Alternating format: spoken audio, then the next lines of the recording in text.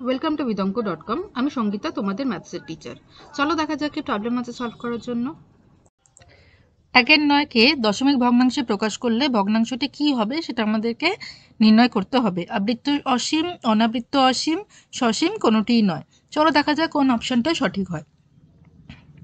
তাহলে আমরা ভাগ করব 1কে 9 দিয়ে। তো দশমিক দিলাম, 0 এলো, 9 1-এ 9 হলো, বিয়োগ করলে 1 আসবে, 0 9 1-এ 9 হবে। তাহলে দেখো প্রত্যেকবার ভগ্নাংশ 1 আসবে আর প্রত্যেকবার ভাগফলে 1-এর পিঠে 1 1 1 হয়ে অ্যাড হয়ে যাবে।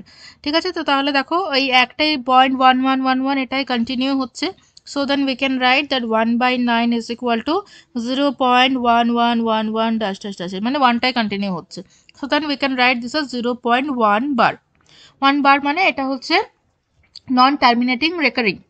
ঠিক আছে, এটা টার্মিনেট করবে না, এটা সসীম নয়, এবং এখানে এটা রেকারিং মানে একটা কন্টিনিউয়ালি রিপিটেডলি এখানে আসছে। ওকে, তো সেজন্য এটা নন টার্মিনেটিং রেকারিং, যেটাকে আমরা বাংলাতে বলছি আবৃত্ত অসীম। তাহলে অপশন 1 আর option A is the correct answer. Okay, so তাহলে এটা কি হবে? অপশন এ, দ্যাট ইজ আবৃত্ত অসীম।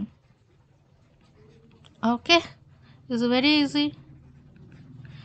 থ্যাংক ইউ ফর ওয়াচিং বিদঙ্ক.com। অঙ্কের আরও প্রবলেম এবং সলিউশনের জন্য আমাদের ওয়েবসাইট অবশ্যই ব্রাউজ করো।